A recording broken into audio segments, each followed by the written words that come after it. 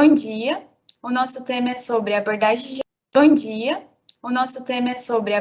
geral do paciente com trauma torácico, de disciplina de tópicos avançados em clínica cirúrgica de pequenos animais. O nosso grupo é constituído por mim, Cibele, Fábio e Laura.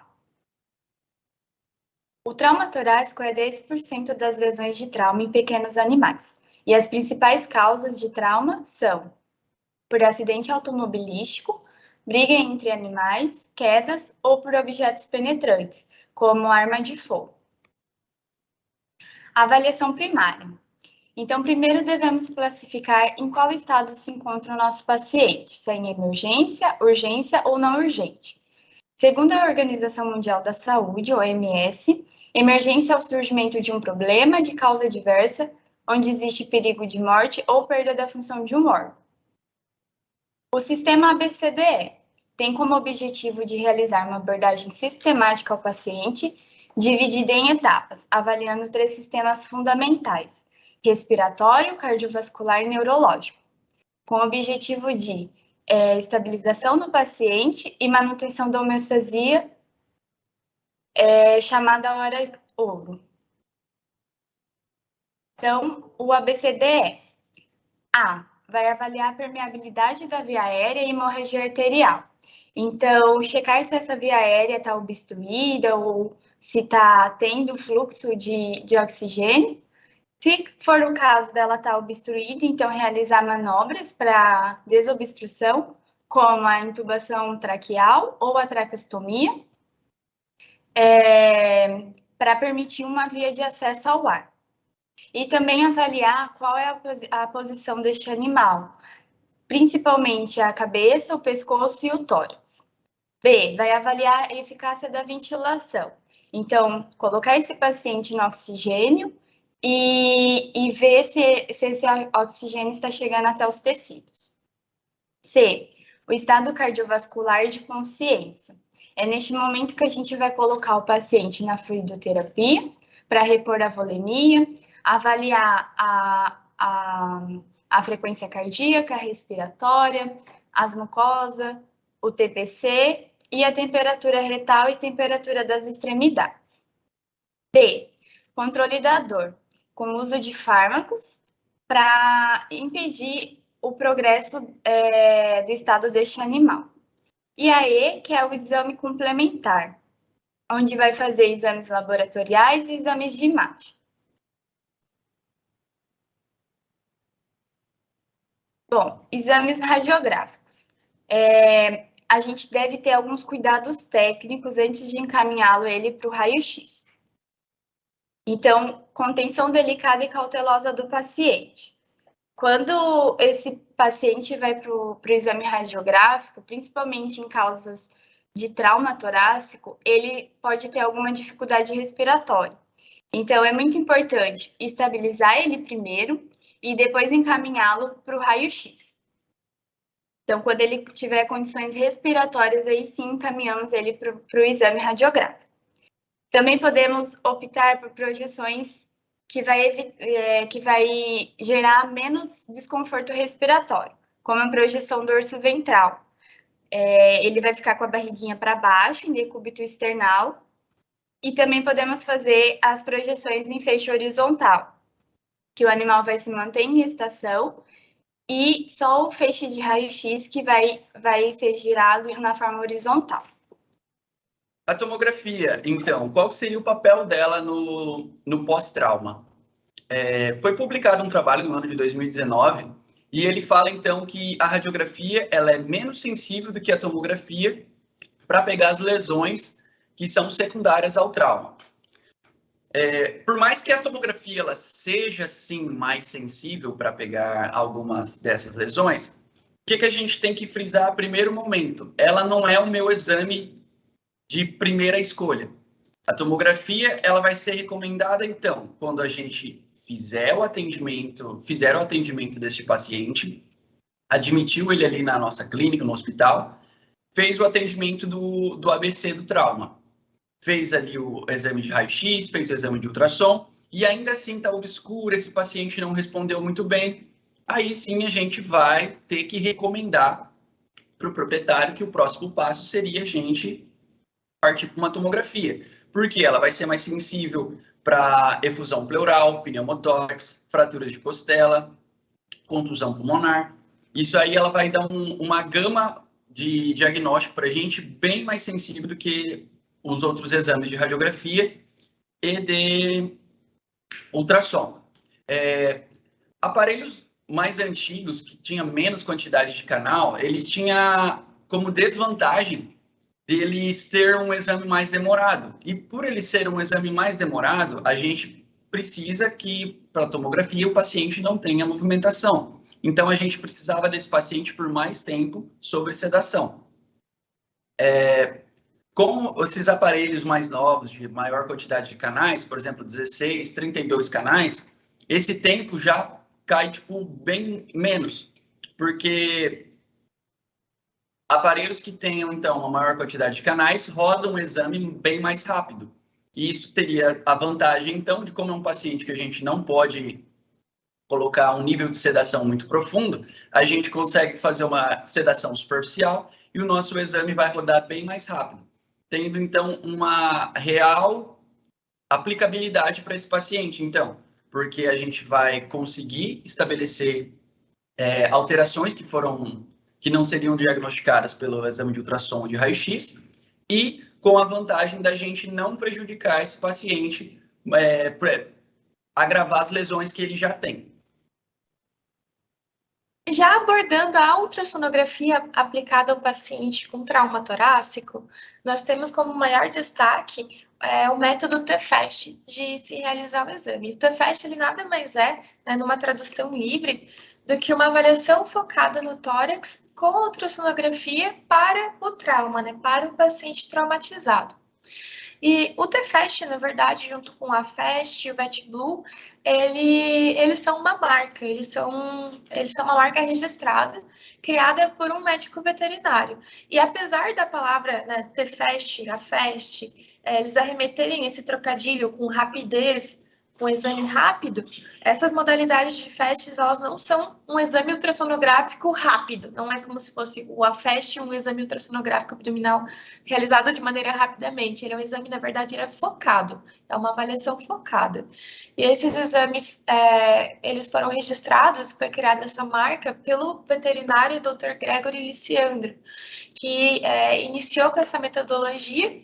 E o objetivo principal dele, ao criar os exames de FAST e o TFAST também, seria para responder rapidamente perguntas clínicas focadas, como, por exemplo, tem gás livre, tem pneumotórax, tem líquido livre, e tudo isso visando otimizar os cuidados desse paciente na emergência, que é um momento onde as coisas precisam ser feitas com certa rapidez para garantir a sobrevida do paciente. E nessa metodologia, o ultrassom ele seria o estetoscópio moderno, porque ele permitiria a visualização direta das alterações que a gente, numa ausculta, a gente ausculta a crepitação, a gente pensa, talvez tenha isso, talvez tenha aquilo, mas o ultrassom, ele permite a visualização direta dessas alterações, então seria como se fosse um estetoscópio, só que mais avançado. E é interessante notar também que a proposta desse exame é que ele seja feito por qualquer pessoa. Ele é um exame que tem uma metodologia que ela é aplicável por qualquer pessoa. Claro, desde que essa pessoa conheça o básico dos artefatos da imagem, o básico de como manusear o equipamento, mas até a gente brinca que o ideal quanto menos a pessoa gostar da imagem, melhor na hora que ela for fazer o FAST, porque justamente ele precisa ser um exame focado nos pontos de avaliação específicos e um exame rápido, porque o paciente ele está traumatizado. Então, quem gosta da imagem normalmente pega o ultrassom, aí vai ver o pulmão. Daí vê um nódulozinho, fica ali avaliando, vê uma coisinha e fica avaliando e perde muito tempo. Então, para quem é da imagem, precisa se atentar a isso para não se demorar muito no exame de FAST. E para quem não é da imagem, vale super a pena aprender a fazer esse exame, principalmente quem mexe com a parte de intensivismo, de emergência. É um exame que ele é muito focado, então ele tem um passo a passo, ele tem um guia muito específico e ele não é difícil de fazer, só que precisa ser praticado. E para a gente fazer esse exame, para a gente solicitar esse exame, a gente tem que entender o que esse exame pode fazer pelo paciente e o que ele pode trazer de informação para você. O TFAST, ele é excelente para detectar pneumotórax de uma forma muito rápida, com alta acurácia, alta sensibilidade e alta especificidade. Ele é mais sensível que a radiografia para detectar o pneumotórax. E ele também consegue determinar o grau desse pneumotórax com certas limitações. Claro, o que ele consegue dizer é, esse pneumotórax ele é massivo ou ele é parcial. Essas informações que o TFAST pode trazer. Além disso, ele pode também detectar e monitorar quadros de efusão pleural, efusão pericárdica e também de contusão pulmonar. E também ele detecta patologias da parede torácica, espaço pleural e pulmões. E de uma maneira indireta, ele também consegue avaliar o status de volume e a contratilidade cardíaca, pensando nos casos de pacientes que podem estar em choque hipovolêmico.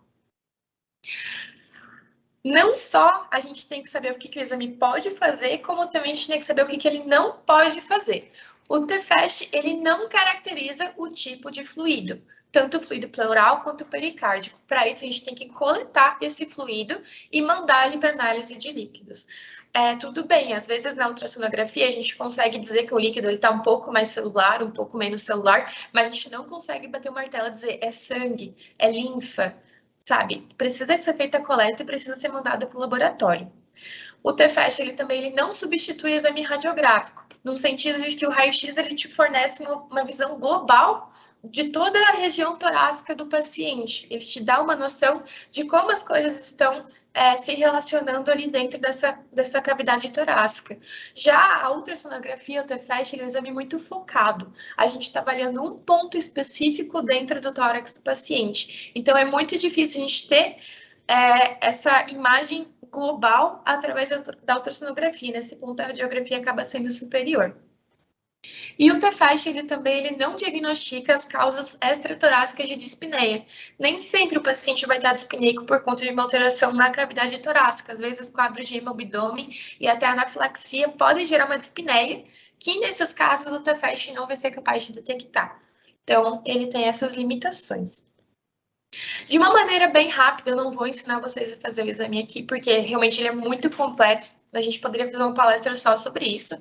Mas o TFAST avalia 3 pontos específicos da cavidade torácica, dos dois lados, então um total de 6 pontos, basicamente, que são as janelas do tubo torácico, essa aqui mais dorsal, aqui no paciente, a janela hepatodiafragmática, que a gente pega através do fígado, através do diafragma e avalia essa porção mais caudal do tórax.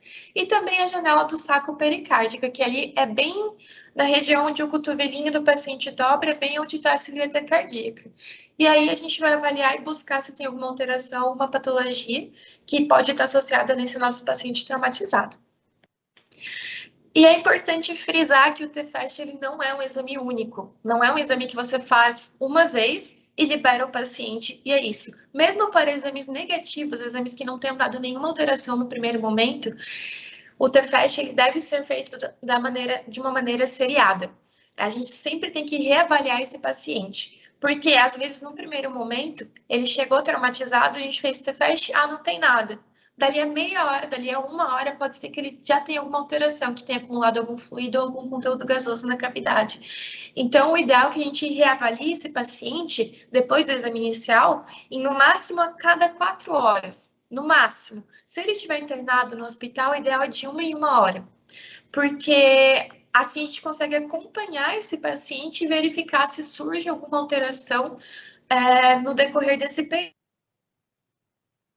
E o ideal é que esse acompanhamento a cada 1 hora, a cada 4 horas, seja feito por um total de 12 a 24 horas antes da alta desse paciente, para a gente ter certeza que não teve nenhuma alteração relacionada a esse trauma que ele sofreu. Aqui mostrando de uma maneira muito rapidamente o que seria esperado para um exame torácico normal. A gente tem essas áreas de sombra, que são as costelinhas do paciente, aqui os tecidos do subcutâneo. E essa linha branca que a gente vê deslizando para lá e para cá, junto com o movimento respiratório, é o deslizamento entre as pleuras do paciente. Então, esse é um tórax normal. A gente consegue ver também que, apesar de ter algumas linhas que formam essas caudas de cometa, que a gente chama de linhas B, elas são raras, elas não são muito frequentes. Isso é o normal para um paciente que está rígido, que não tem nenhuma alteração respiratória, não sofreu nenhum trauma. Então, para a gente entender o que está alterado, a gente precisa saber muito bem antes como que é o normal para entender quando tem alteração. E falando de alteração, agora a gente parte para as principais alterações relacionadas ao paciente traumatizado com trauma torácico. Dentre elas, a gente tem muitas possibilidades que a gente pode encontrar num paciente traumatizado. E realmente é muita coisa mesmo e não teria como a gente falar em meia hora. Por conta disso, a gente focou nas alterações que são principais, não no sentido de que são as mais graves necessariamente, mas que são as mais frequentes, que seriam o pneumotórax, a contusão pulmonar, as fraturas de costela e, por consequência, em alguns casos, o flail chest, a ruptura diafragmática e também os quadros de efusão peritoneal. Começando pelo pneumotórax. O pneumotórax ele acontece quando a gente tem um acúmulo de conteúdo gasoso no espaço pleural. E essa quantidade ela pode ser variável, desde pequenas quantidades até quantidades extremamente grandes. E o que isso acontece? Dependendo do grau, quanto mais conteúdo gasoso, maior comprometimento da pressão negativa a gente vai ter e, por consequência, maior comprometimento da expansão pulmonar a gente vai ter também. E, por conta dessa nossa pressão negativa estar afetada, tudo isso vai afetar o retorno venoso. E isso pode levar a alterações no sistema cardiovascular, além do sistema respiratório que já seria o esperado. Então, o pneumotórax ele pode trazer alterações hemodinâmicas juntamente com distúrbios respiratórios por consequência.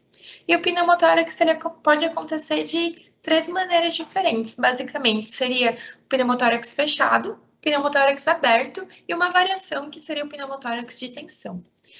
O fechado é aquele onde a gente não tem perda da integridade da parede do tórax do animal. A gente tem, por exemplo, um trauma não perfurante ou um trauma contuso, que levou ao aumento da pressão intratorácica e naquele momento onde teve o trauma, o paciente, por desventura, se encontrava com a glote fechada. Tudo isso leva a um extremo aumento da pressão intratorácica e pode levar a ruptura de lobos pulmonares, rupturas alveolares, ao mesmo tempo que o paciente continua com a parede torácica íntegra. Já o pneumotórax aberto ele acontece por conta de uma comunicação entre o meio externo e o meio interno ao tórax do paciente, geralmente por conta de um trauma perfurante. Aí a gente tem a perda da integridade da parede torácica e a comunicação possibilita a entrada de ar atmosférico, afetando a pressão negativa e acumulando conteúdo gasoso no espaço pleural. Já o pneumotórax de tensão, ele é uma variação, ele pode acontecer por trauma perfurante ou não perfurante, e a gente tem um efeito de válvula unidirecional, aonde o ar ele acumula no espaço pleural, mas ele, por algum motivo, ele não consegue sair, não consegue ser eliminado. Então, esse acúmulo contínuo de ar, ele vai comprimindo cada vez mais os pulmões e ele vai também desviando o mediastino, porque está acumulando muito conteúdo e não está saindo nada. Então, esse conteúdo gasoso no tórax, ele também ocupa espaço e ele também consegue desviar estruturas. E essa é uma das formas mais graves de pneumotórax, porque ela é muito rápida, ela pode progredir de uma maneira muito rápida e ela afeta o retorno venoso e o débito cardíaco, porque além dela comprometer a pressão negativa, ela também vai estar comprimindo as estruturas cardiovasculares. E tudo isso leva a um choque obstrutivo e, consequente, óbito se esse paciente não for tratado rapidamente. Sinais clínicos de pneumotórax. Geralmente o paciente tem taquipneia, dispneia, ele desenvolve um padrão respiratório mais superficial por conta da dificuldade respiratória. No exame físico ele vai ter uma ausculta abafada, um tórax em barril por conta do esforço respiratório, né? A musculatura intercostal vai estar mais expandida, vai dar um aspecto de tórax em barril. E esse paciente também vai ter relutância em se deitar por conta do desconforto. E em alguns casos ele também pode estar cianótico. O diagnóstico do pneumotórax, no primeiro momento, se esse paciente chegou, está extremamente dispneico, está cianótico, a gente tem essa suspeita de pneumotórax, toracocentese. Tanto o diagnóstico quanto o tratamento seria a toracocentese de alívio. A gente pode usar um catéter ou uma borboletinha, uma agulha de baixo calibre. Geralmente ali em torno do 6º até o 8º espaço intercostal, conforme aqui na imagem, faz a perfuração e drena o ar que vai vir. Aí a gente já vai ter o diagnóstico. Se a gente drenar via ar, pneumotórax. Drenar via líquido seria efusão, mas já serviria para promover um alívio respiratório para esse paciente no primeiro momento. Achei engraçado até que teve essa frase no artigo que eu li, num dos artigos que a gente usou como referência, que o autor, ele relata assim na lata, que é melhor ter uma toracocentese negativa do que um animal morto na mesa do raio-x. Então, se esse paciente está extremamente dispneico, tenta focar em tirar o que está causando essa dispneia, ao invés de tentar focar num diagnóstico radiográfico, porque realmente, se ele está muito dispneico, aqui na radiografia a gente vai ter que manipular, a gente vai ter que posicionar, por mais que às vezes faça uma DV, se ele está muito dispneico, só essa manipulaçãozinha já pode ser suficiente para levar ele a descompensar e, infelizmente, vir a óbito. Então, tentar a toracocentese sempre é válido. Outra forma de diagnóstico, né, depois da estabilização prévia desse paciente, depois da OBCDE, seria através da ultrassonografia, que a gente já conversou, ela é capaz de detectar quantidades mais discretas de conteúdo gasoso do que a radiografia. Seria a ultrassonografia. Ai, me confundi. Enfim. Aqui a gente tem um exemplo de ultrassom de um paciente com pneumotórax. E se a gente for comparar com a imagem anterior, aqui está a linha pleural. A gente vê que não tem um deslizamento, porque o conteúdo gasoso afastou as pleuras desse paciente. Então, a gente não vê mais aquele deslizamento, porque não tem mais contato. E no meio disso tem o conteúdo gasoso, que faz essa reverberação também, que não é normal. Aí aqui no MANOEM a gente vê também o sinal de estratosfera, mas que é muito mais específico e não vem ao caso agora. Na radiografia, quando são casos com um pneumotórax mais importante, com uma maior quantidade de gás, a gente consegue ver de uma forma bem clássica, como aqui nessa imagem, a extrema retração de lobos pulmonares, o desvio dorsal da silhueta cardíaca em relação ao externo e o achatamento da cúpula diafragmática são os marcos cardinais assim, do pneumotórax na radiografia. Quanto ao tratamento, sempre tentar fazer o tratamento de suporte no primeiro momento, oferecendo oxigênio, fazendo a fluidoterapia, quando vem o caso também antibióticos, anti-inflamatórios, esteroidais, não esteroidais, também dependendo de cada caso, e também promover a analgesia desse paciente que sofreu um trauma e provavelmente está com bastante dor nesse momento. E para o tratamento focado aos tipos específicos de pneumotórax, para os pneumotórax fechados e sem dispneia, o indicado seria a observação. A gente observa e acompanha esse paciente para ver como esse quadro vai se desenrolar. Pacientes com pneumotórax fechado, mas com dispneia, a gente tenta a toracocentese. A gente tenta drenar tudo o que vier e promover o alívio respiratório desse paciente. Se ele persistir em acumular conteúdo gasoso por muito tempo, ou que necessite de muitas toracocenteses ao longo do dia, a gente pode até pensar em fazer uma toracostomia e colocar um dreno para facilitar essa nossa centese e não ter que ficar perfurando ali o tórax do paciente a cada vez que a gente for drenar. Só que o que acontece? A partir do momento que esse pneumotórax se torna recorrente ou é um pneumotórax aberto, e por recorrente eu quero dizer que a gente está drenando 2 a 3 vezes por dia e ou por mais de 2 dias seguidos, ou que tem uma quantidade muito excessiva de conteúdo gasoso, ou seja, mais de 2 ml por quilo por dia, aí o tratamento acaba sendo recomendado a toracotomia exploratória para a gente identificar a causa desse pneumotórax e tentar resolver isso. Sobre a contusão pulmonar, ela acaba sendo a complicação mais comum do trauma contuso e ela nada mais é do que uma hemorragia intersticial e alveolar associada ao edema. E tudo isso acaba gerando uma obstrução das vias aéreas inferiores em diferentes graus, conforme a gravidade do quadro, e pode ser que aconteça uma atelectasia por conta dessa obstrução. E em quadros mais graves, a gente pode ter até uma insuficiência respiratória e um óbito secundário à contusão pulmonar. Os sinais clínicos, eles são bem específicos, sinais são comuns a quase qualquer alteração traumática no tórax, que é o desconforto respiratório, a taquipneia e a dispneia. E no exame físico, em alguns casos, pode ser que a gente consiga observar uma hemorragia nasal ou oral, e na ausculta, sons crepitantes ou áreas surdas nos campos pulmonares. Para o diagnóstico da contusão pulmonar, a radiografia e a ultrassonografia podem ser utilizados, lembrando sempre que para o diagnóstico da contusão, a gente sempre tem que associar isso, os achados radiográficos e ultrassonográficos, com o histórico de trauma. Eu não vou pegar um paciente que não tem nenhum histórico de trauma, enxergar um padrão alveolar, interstício alveolar e colocar como diferencial contusão. Porque para a contusão tem que ter tido um trauma, a contusão é uma hemorragia, então precisa do evento traumático.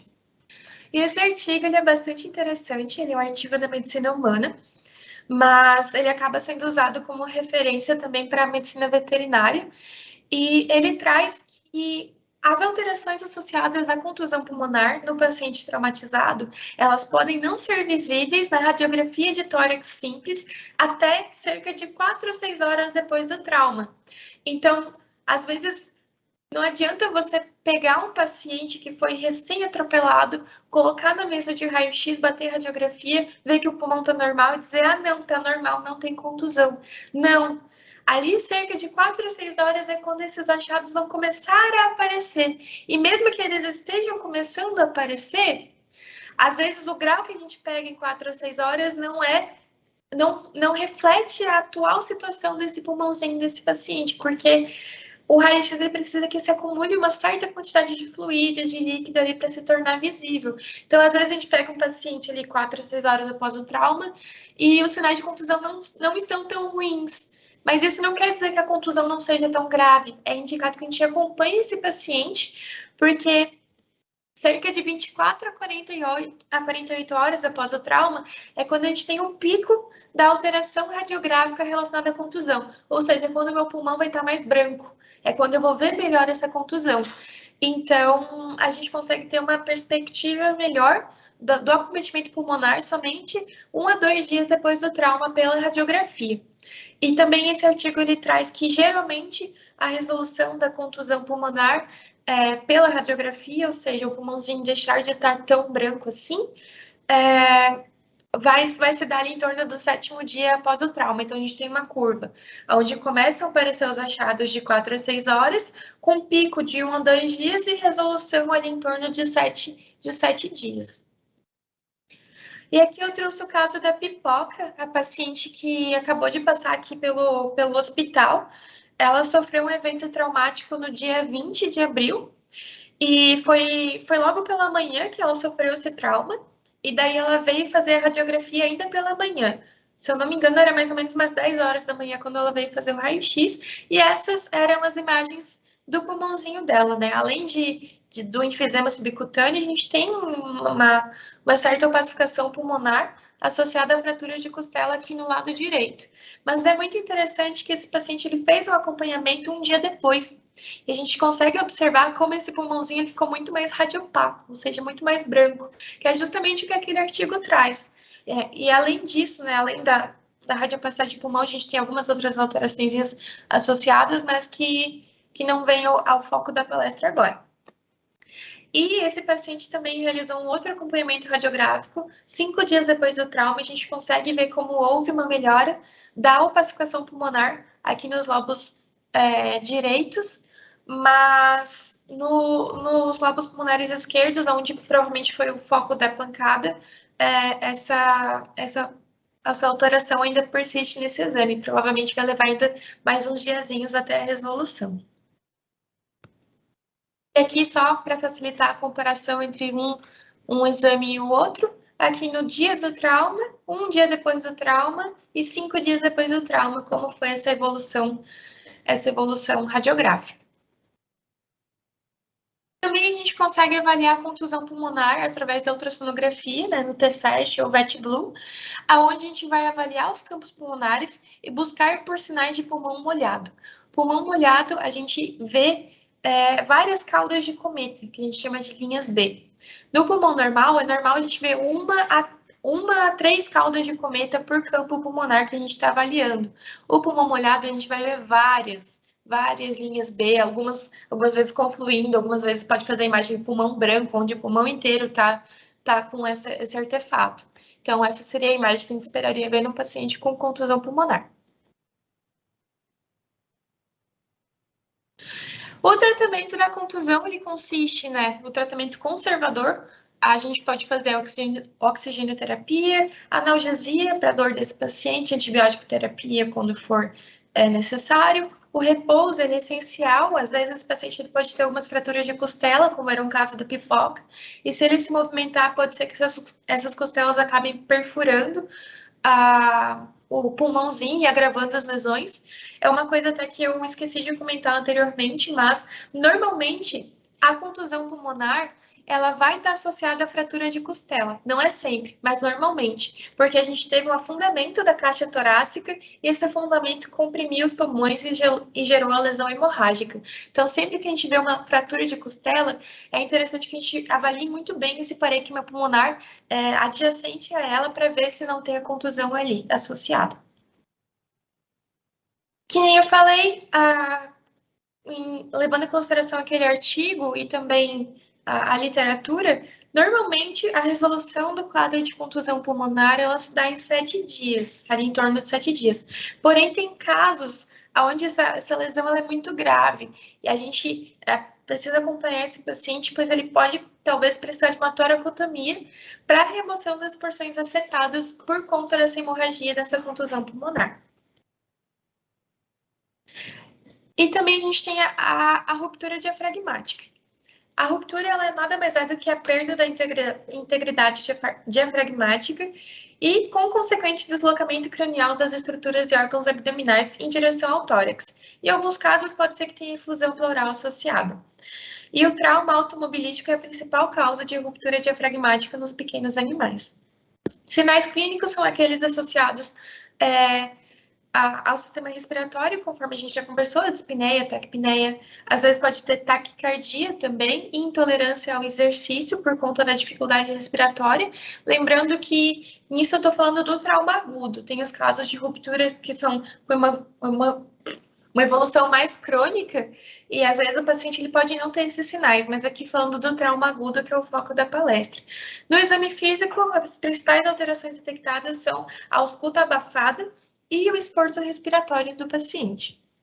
O diagnóstico, principalmente pela radiografia, acaba sendo mais fácil por conta da visão geral que a gente tem do tórax desse paciente, é mais fácil de diagnosticar pela radiografia, mas a ultrassonografia também permite o diagnóstico dessa alteração.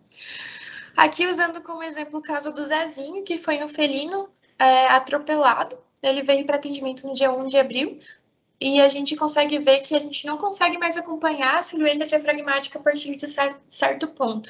E também dá para ver alguns segmentos de intestino dentro do tórax, que não seria o normal. E aqui só trazendo como ele ficou a imagem radiográfica depois da cirurgia de herniorrafia. No ultrassom, então, a gente vê a mesma coisa, a gente vê o deslocamento de estruturas que seriam abdominais para o interior do tórax e também a gente consegue ver a perda da integridade diafragmática. O tratamento, ele consiste em um tratamento de suporte no primeiro momento e a reconstrução cirúrgica do diafragma. E o prognóstico, ele tende a ser bom a excelente para os pacientes que passam por cirurgia de uma maneira precoce, assim, bem perto do evento traumático.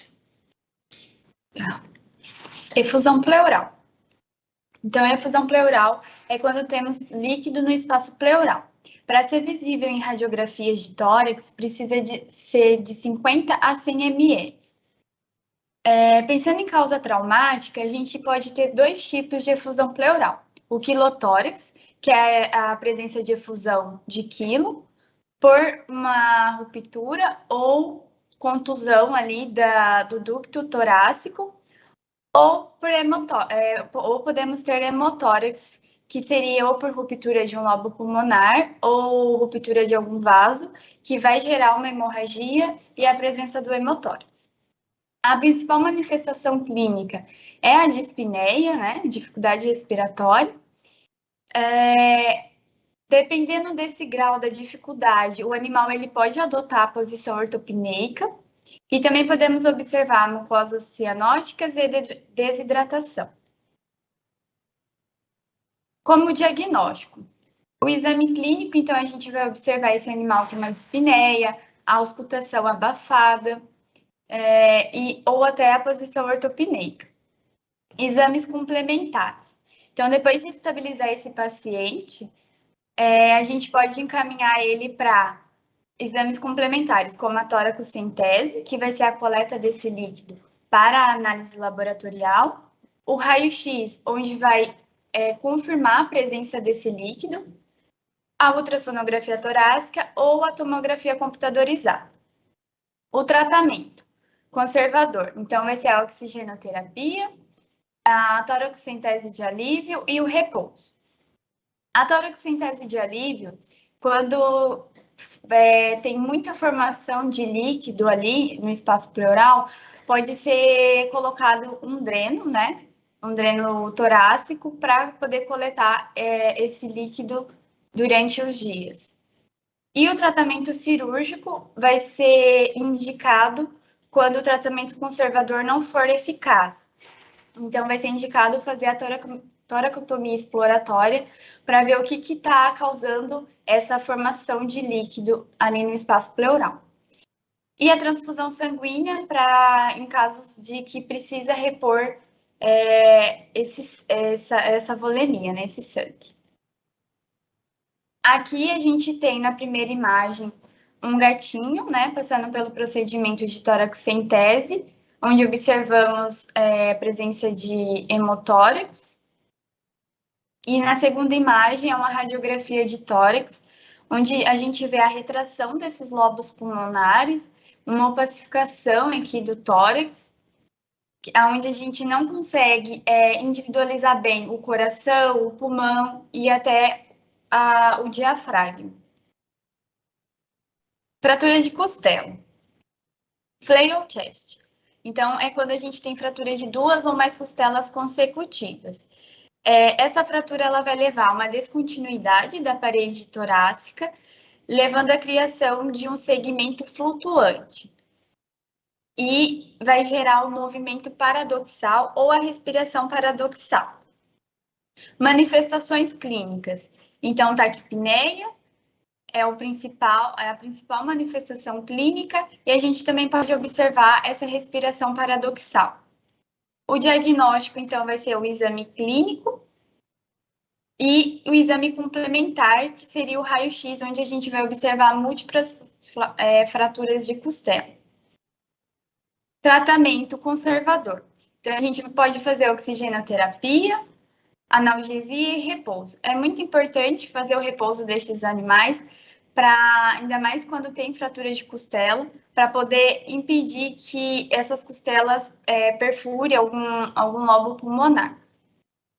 E o tratamento cirúrgico é indicado quando tem mais de 2 costelas fraturadas e pode ser com a utilização de fio de sutura, placa ou pinho. Então, aqui na primeira imagem, a gente tem uma radiografia ventrodorsal, onde a gente observa múltiplas fraturas de costela. E na segunda imagem, é uma radiografia ventrodorsal também. Tem múltiplas fraturas de costelas, enfisema de subcutâneo e uma opacificação aqui do lobo pulmonar esquerdo. Bom, eu vou falar um pouco sobre as hérnias diafragmáticas. O que seriam as hérnias diafragmáticas, então? Seria a passagem dos órgãos da cavidade abdominal para a cavidade torácica, de forma congênita. Igual a Laura tinha comentado, ela falou sobre a ruptura diafragmática, que isso seria secundário a um evento traumático. Então, a gente tem que, por muitas vezes, a gente vê alguns colegas tratando um caso de ruptura diafragmática, usando o termo hérnia, que dessa forma não é correto.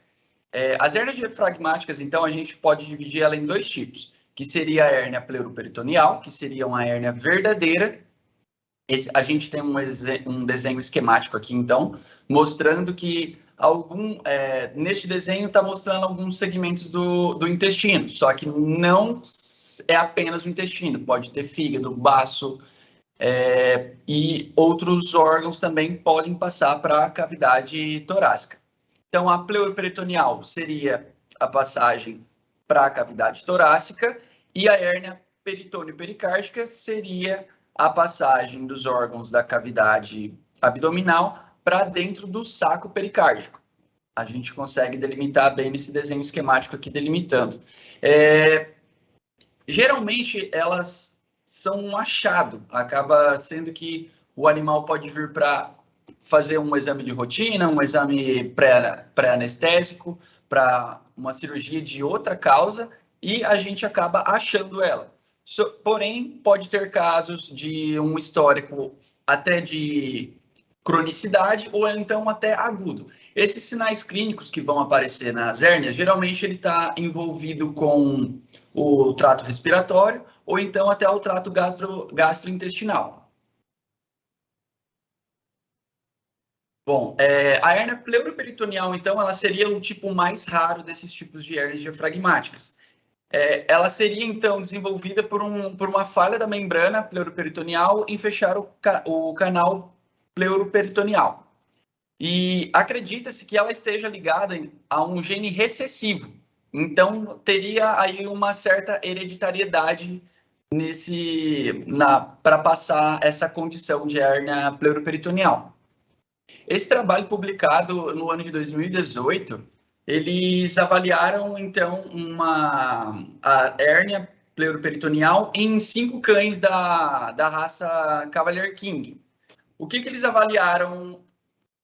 Chegaram esses 5 pacientes para eles, com sinal de dispneia aguda. Então, esses pacientes, eles tiveram um sinal clínico para ir para o atendimento, não se tratou de um achado incidental. E nesses 5 pacientes, o órgão que mais foi visto na radiografia foi o estômago e ele teve a complicação ainda de sofrer um timpanismo, agravando ainda mais a dispneia, o desconforto respiratório desse paciente. Então, na imagem da esquerda aqui, na projeção lateral, a gente tem de um paciente aqui de 10 semanas, com o estômago, a gente consegue delimitar ele bem dilatado, com presença de gás, e nessa outra imagem da direita, a gente tem um paciente aqui na projeção ventro-dorsal, dorso-ventral, desculpe, e ele era de 6 meses e também com o estômago na cavidade torácica e com esse timpanismo dilatado por gás. Tudo isso causando um grave sinal de desconforto respiratório para esse paciente.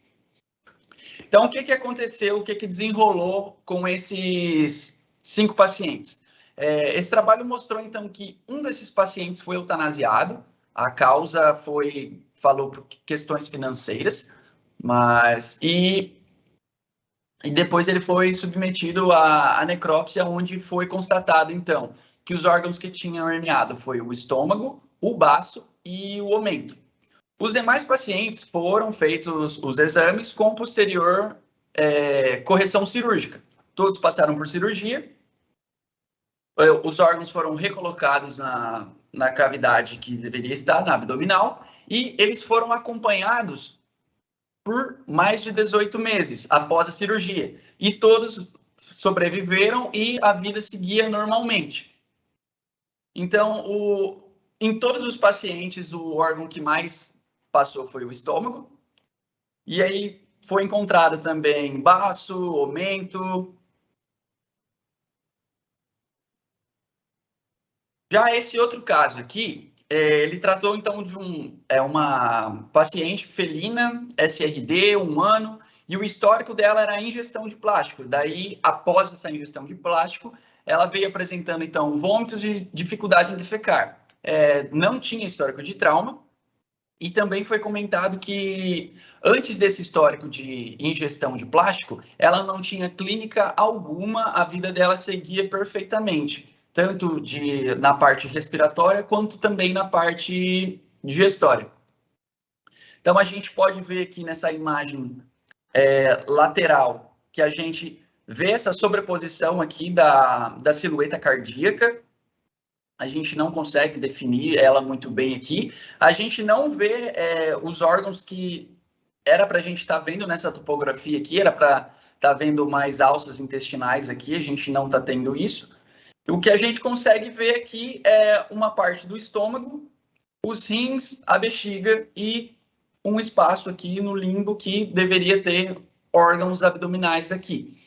Aí, na VD, a gente foi, então, visto que tinha aqui, o cicólon estava repleto por conteúdo fecal, tinha perda da conspicuidade da crura diafragmática, então a gente não consegue acompanhar o diafragma aqui. Visto isso e pelo histórico do paciente, foi concluído, então, que a gente se tratava de uma hérnia pleuroperitoneal. Bom, então, a partir desses dados que eu consegui expor aqui, a fonte onde foi feita esse exame, não teve eles não relatam qual foi o desfecho desse caso, mas pelo histórico e pela radiografia que a gente tem, o histórico, o diagnóstico deles, então, foi uma hérnia pleuroperitoneal. Bom, o segundo tipo seria, então, a hérnia peritônio-pericárdica, como que seria o desenvolvimento? Ela se desenvolve, então, a partir de um desenvolvimento incompleto do septo transverso, que leva, então, à comunicação persistente entre a cavidade peritoneal e o pericárdio. Como a gente consegue ver nessa ilustração aqui, a gente vê esse pedaço do fígado dentro do saco pericárdico e em íntimo contato com o coração. E, geralmente, a hérnia peritônio-pericárdica, ela pode estar associada também a outras alterações no paciente. A literatura traz algumas, como hérnias umbilicais, ausência de sternebras, pectus excavatum, anomalias cardíacas, entre outras. Essas, entre outras, não foi expresso qual que poderia ser essa anomalia. Bom, um exemplo de uma alteração concomitante, então, esse trabalho aqui trouxe, então, para a gente um relato de uma Golden Retriever de 4 meses, e ela foi submetida à castração, e durante a castração foi visto que tinha órgãos da cavidade abdominal passando pelo diafragma e adentrando ali a cavidade torácica. Essa paciente, então, ela foi submetida a um exame de tomografia e foi constatado, então, que tinha dentro da hérnia a vesícula biliar, um pedaço do fígado e essa estrutura delimitada pela essa marcação amarela. Então, um pedaço dessa estrutura passava pelo anel ali da hérnia, adentrava o pericárdio e se comunicava com a cavidade abdominal. Foi feito, então, esse paciente passou pela correção cirúrgica e foi constatado, então, depois dos exames complementares de histopatologia, que se tratava, então, de um pseudocisto pericárdico. No trabalho, ele relata que esse seria uma alteração que ela estaria em conjunto, tipo, seria uma alteração até que comum a ser achado com a hérnia peritônio-pericárdica. Por mais que eles tivessem falado que ela geralmente está associada, eu pelo menos não achei outros trabalhos que tinham esse pseudocisto pericárdico como aparecendo recorrentemente. Mas eu quis trazer esse exemplo aqui de alguma alteração concomitante que pode acontecer junto com a hérnia peritônio-pericárdica. Já esse outro caso que eu trouxe é um caso que eu acompanhei durante um estágio que eu fiz. Se tratava, então, o histórico era um canino de 7 anos, da raça Poodle, era uma fêmea, e ela foi encaminhada para exames pré-anestésicos para profilaxia dentária. ela não tinha manifestação clínica alguma, nem respiratória, nem do trato gastrointestinal.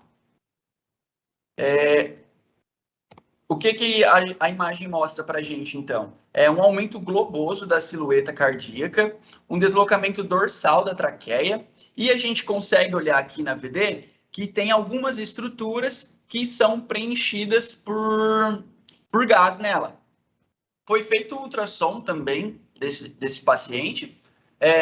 Infelizmente, eu não tenho esses vídeos do ultrassom, mas foi constatado, então, que tinha pedaços do fígado, o baço também tinha um segmento do baço e tinha alças intestinais nela. Então, retratando aqui, seria um caso de uma hérnia peritônio pericárdica congênita e que, na ocasião, não tinha manifestação clínica nenhuma. Mas qual que seria, então, o tratamento e o prognóstico? O tratamento cirúrgico deve ser realizado o mais cedo possível, que o livro da Teresa Fossum traz isso, porque pode ter complicações desses órgãos que deveriam estar na cavidade abdominal. Quando eles estão na cavidade torácica, eles correm o risco de sofrer alguma aderência, de sofrer um timpanismo, alguma dilatação por gás ali nos segmentos intestinais, o estômago também, e isso pode gerar um caso agudo que levaria, então, a uma descompensação do paciente, correndo até o risco de levar a óbito.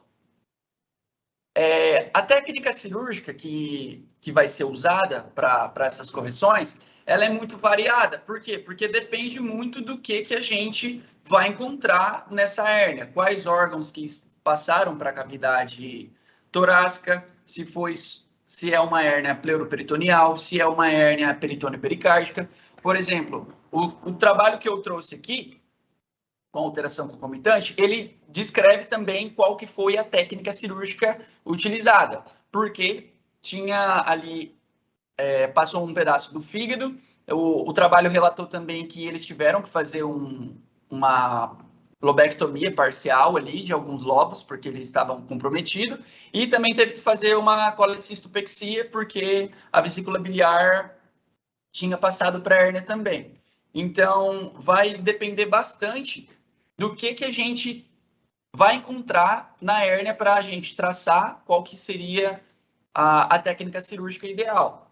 Como exemplo aqui, eu trouxe um caso de um paciente felino, que foi relatado por Voltarelli aqui, colaboradores, em 2018, e a gente consegue ver, então, que dentro do saco pericárdico aqui, tem uns segmentos do fígado aqui dentro, e aí eles relatam que foi reduzido esse conteúdo da hérnia, foi realocado, então, esses órgãos que estavam no pericárdico para o abdômen, seguido, então, de herniorrafia do diafragma aqui de padrão contínuo com fio monofilamentar.